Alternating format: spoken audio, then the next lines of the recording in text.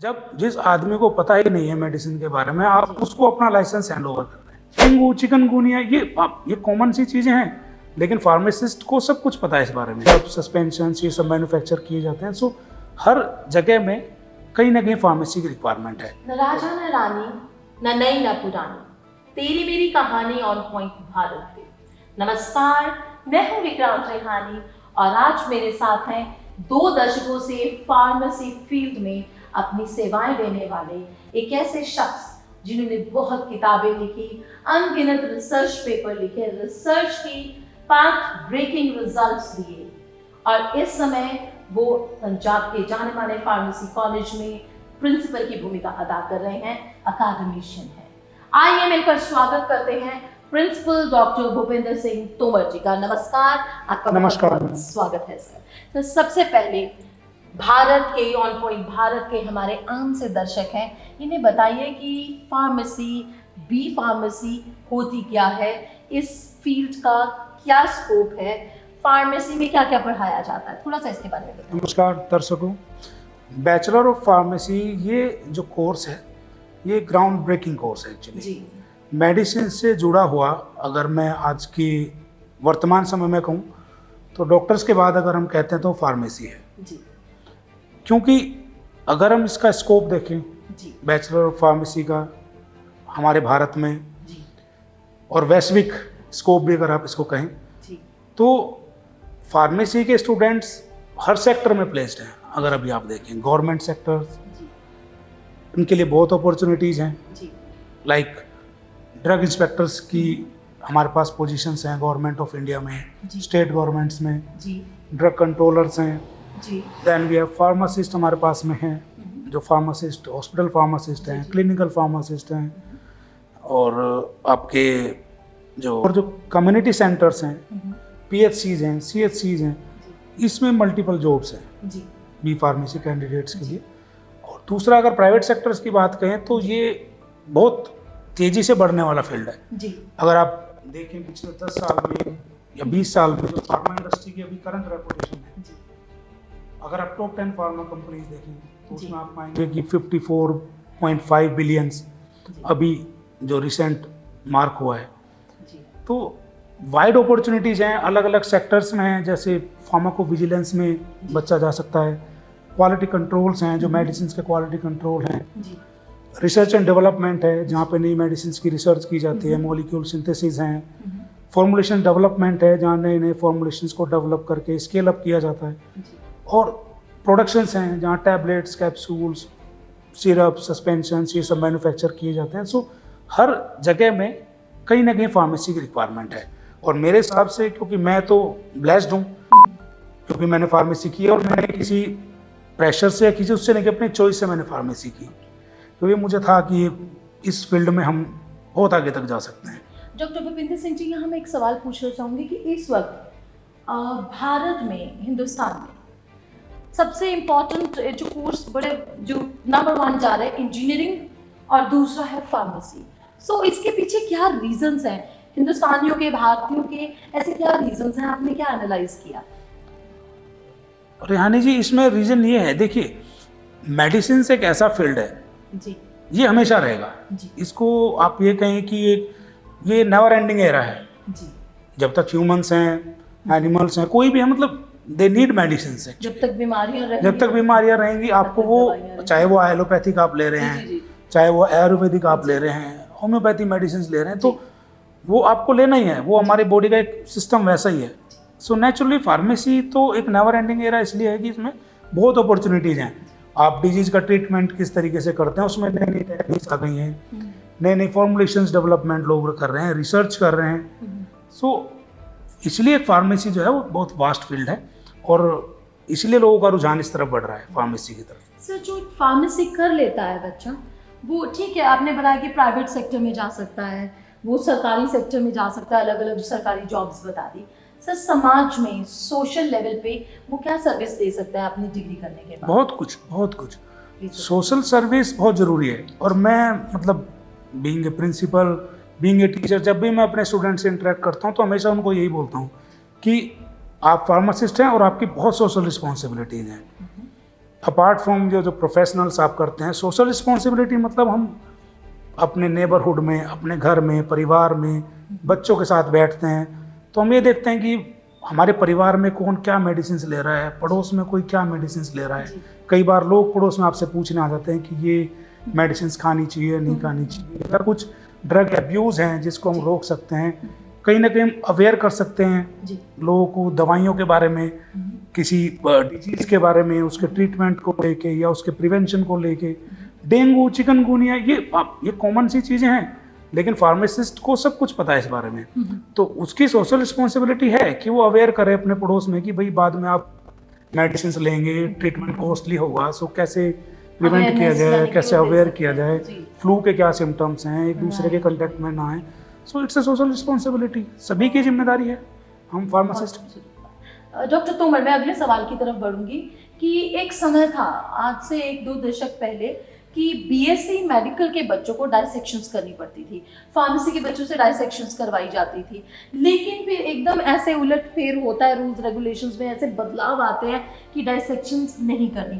तो सर, पहले तो इसके क्या कारण रहे कि डायसेक्शंस नहीं करनी बैन हो गया, और दूसरा इसके रिपरकशंस क्या हैं, क्या असर क्या हुआ समाज पे? देखिए, ये जब हुआ, ये लगभग 10 साल पहले फार्मेसी काउंसिल ऑफ इंडिया ने, जो हमारी रेगुलेटरी एजेंसी है, जो एनिमल साइंस को बैन किया, मतलब उसके लिए अल्टरनेटिव उन्होंने बताए, वो भी अंडर ग्रेजुएट लेवल पे बताए कि जो बी फार्म का बच्चा है वो एनिमल को डाइसेक्ट ना करके या उसको मारने की बजाय हम कोई अल्टरनेट मेथड यूज करें। लाइक उन्होंने बोला कि आप साइमुलेशन करिए, मॉडल्स के ऊपर करिए, सॉफ्टवेयर्स, दे डेवलप्ड सॉफ्टवेयर्स।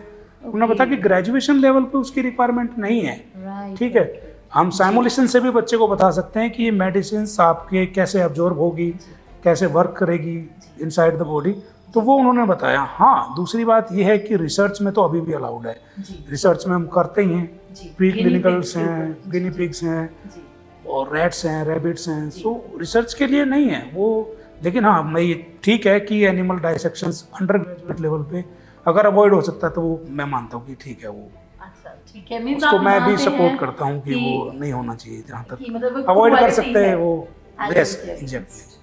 बहुत गहरी बात। यहाँ पे जो कानून बना है उसका साथ दे रहे हैं डॉक्टर तोमर, और कह रहे हैं कि हम अवॉइड जहाँ तक कर सके करें। सर, मैं अगले सवाल की तरफ बढ़ती हूँ। फार्मेसी में कहीं ना कहीं अनएथिकल प्रैक्टिसेस हैं और वो सब हम जानते हैं, उसके ऊपर आप क्या टीका टिप्पणी करना चाहेंगे? बहुत है, बहुत ज़्यादा है। मैंने अभी आपसे थोड़ी देर पहले एक बात की है, social responsibility of pharmacist.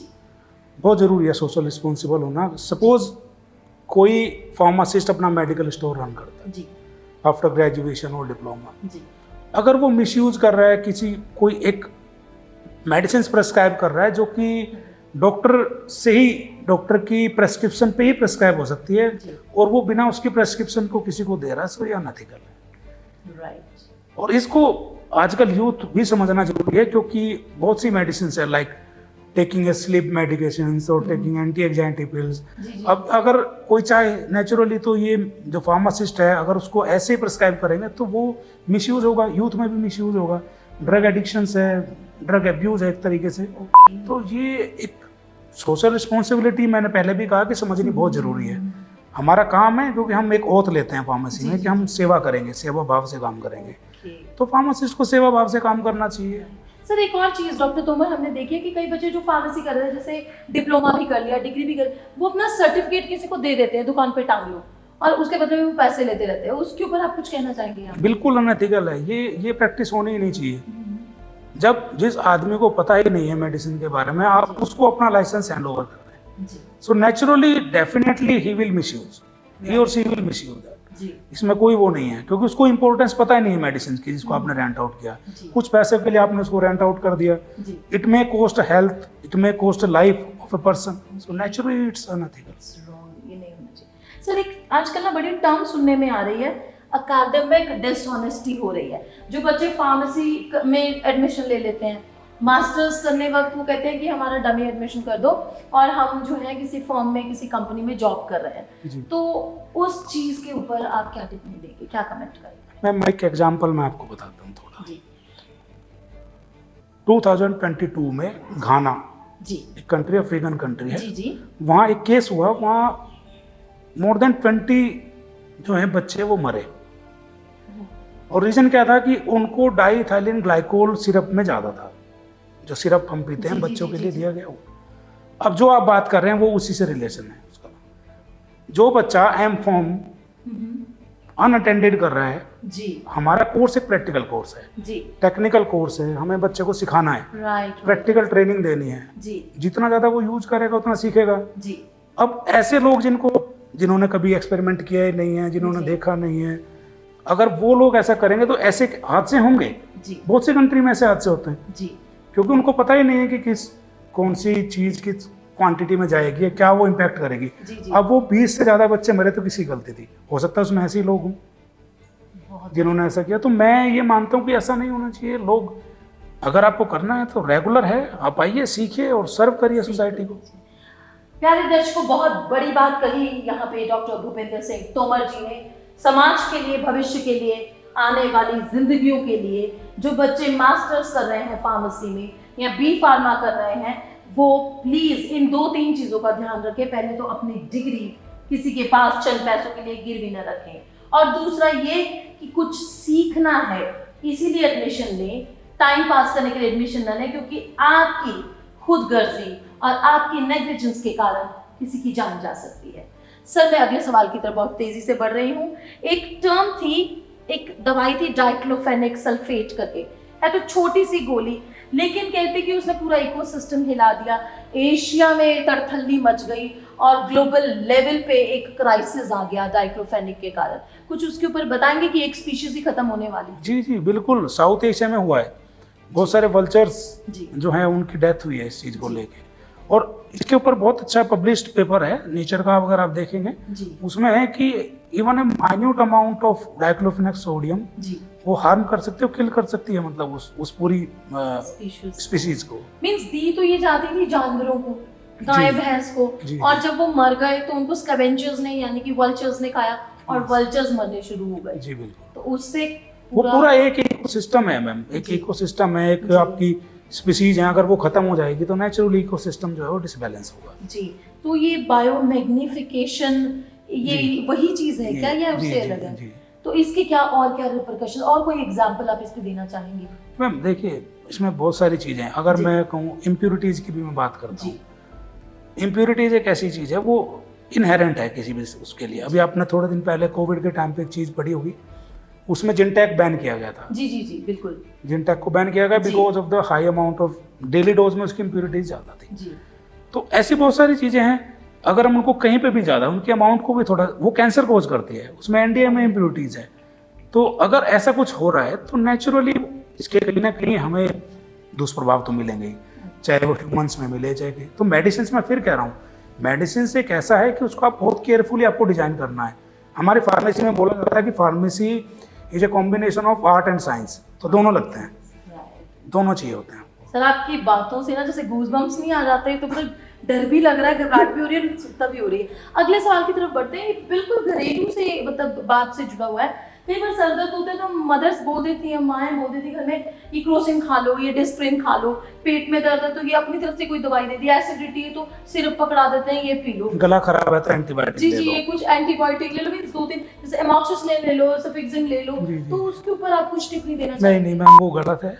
Self medication से तो हम अवेयर करते हैं, जी फार्मासिस्ट जो है हम सेल्फ मेडिकेशन को लेकर बहुत अवेयर करते हैं लोगों को जी। कि सेल्फ मेडिकेशन नहीं करना चाहिए। जी क्योंकि दादी माँ ये सब बोलते हैं, बच्चे की परवाह करते हैं कि बेटा ऐसा है, बट उसकी बॉडी का फंक्शन क्या है, उसको क्या प्रॉब्लम्स है, जी।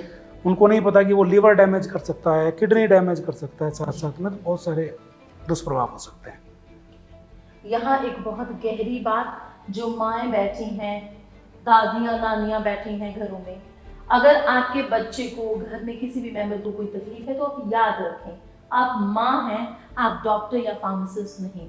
बच्चों की जिंदगियों के साथ खिलवाड़ न। डॉक्टर भूपेंद्र सिंह तोमर, अगले सवाल की तरफ बढ़ते हैं। मेरे सूत्र बताते हैं कि आपने तो फार्मेसी में अपने नाम का एक प्लेस बना ही रखा है।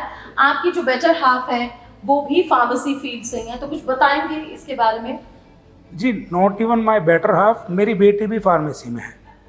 ओके, दैट मीन्स आपको ये बड़ा एक सेफ और हैपनिंग लगता है कोर्स। देखिए मैम, सेफ भी है और दूसरा मैं ये मानता हूँ कि हमारी जो जिम्मेदारी है, जी मैंने फिर वही कहता हूँ कि सोशल चीज़ों को लेके जी हम चाहते हैं कि उसको फुलफिल करें। जी वी आर लाइक डॉक्टर्स, जी मतलब वैसा ही हमारे साथ, हम दवाई दे रहे हैं तो किसी जिम्मेदारी से दे रहे हैं, जी किसी को कंडीशन समझ के दे रहे हैं। जी तो मैंने इसलिए उसको भी इसी कोर्स को कराया कि एक तो अपॉर्चुनिटीज बहुत हैं, जी बच्चा राइज करेगा, फार्मेसी बहुत बड़ा फील्ड है, रिसर्च करें, आगे बढ़ें।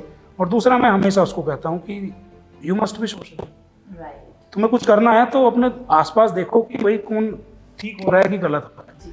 तो ये आपका डिसीजन था, उनका था कि मिला जुला था? नहीं, वो खुद भी इंटरेस्टेड थी, उसने मुझे देखा है, मेरे बेटर हाफ को देखा है, और हमने हमेशा, अभी भी मेरी बेटी पढ़ती है, मैं हमेशा उसको बोलता हूँ never miss A class, never miss a practical. Beautiful आपको पूरा अटेंड करना है, और अगर कहीं से भी है, मैं उनके टीचर को बोलता हूँ कि प्लीज कांटेक्ट मी, अगर मेरी बेटी अगर नहीं आती है तो प्लीज बहुत बड़ी वो बात। अगर वो सीखेगी नहीं तो नहीं सेवा कर पाएगी लोग। Beautiful thing. दर्शकों देखिए, खुद एक जाने माने फार्मेसी कॉलेज के प्रिंसिपल हैं, इनकी बेटी भी बी फार्मा का कोर्स कर रही है। दैट मीन्स कि इस कोर्स के बहुत फायदे हैं। और पिता हो तो ऐसे कि एक तो खुद एक एग्जाम्पल सेट की माता पिता ने बच्चे के लिए, और ऊपर से जिम्मेदारी भी ले रहे हैं, बच्चे के पीछे भी जा रहे हैं, उसको देख रहे हैं कि वो बच्चा वैसे पढ़ भी रहा है कि नहीं। सर, अब जाते जाते हमारे ऑन पॉइंट भारत के दर्शकों को आप कोई मैसेज, कोई संदेशा देना चाहेंगे? जी, ऑन पॉइंट भारत के जो दर्शक हैं उनको मेरा यही मैसेज है कि फार्मेसी बहुत एक ग्रोइंग फील्ड है, और इसमें बहुत अपॉर्चुनिटीज़ है बच्चे के लिए, मेडिसिन से रिलेटेड, देश से रिलेटेड। तो आइए, फार्मेसी में ज़रूर सीखिए, रेगुलर रहिए, डेली प्रैक्टिकल्स करिए, हमेशा सीखते रहिए, और देश भाव से और समाज सेवा के हिसाब से काम करिए। बहुत बहुत धन्यवाद आपका। मेरे प्यारे ऑन पॉइंट भारत के दर्शकों, तेरी मेरी कहानी में ये जो कड़ी आपसे आज जोड़ी, डॉक्टर भूपेंद्र सिंह तोमर को आपसे मिलवाया। एक तो एजुकेशन के फील्ड में किस तरह से पढ़ना है, कौन सा कोर्स कर सकते हैं, उसके ऊपर इन्होंने रोशनी डाली। दूसरी, एज अ पिता एक ऐसे एग्जाम्पल सेट कर रहे हैं जिससे पता लगता है कि जिस कोर्स की बात कर रहे हैं, पर्सनली उस पर वो काम भी कर रहे हैं, उनकी खुद की स्वयं की बेटी उस फील्ड में पढ़ रही है। और फिर एक शिक्षक होने के नाते इन्होंने हमें ये भी बताया कि क्लासेस लगानी जरूरी क्यों है। जो पढ़ाई कर रहे हैं उसे बहुत ध्यान से देख के करें, क्योंकि यहाँ पे बात जिंदगी बचाने की है, जीवन की है। जीवन के साथ खेल और खिलवाड़ नहीं करना। तेरी मेरी कहानी को खूबसूरत बनाए रखने के लिए ईमानदारी से पढ़ाई कीजिए, और अपना इलाज प्लीज खुद ना करें, आप डॉक्टर और फार्मासिस्ट नहीं हैं अगर। सो प्लीज चेतावनी दे रहे हैं कि चौकन्ने रहें, जागरूक रहें। नमस्कार।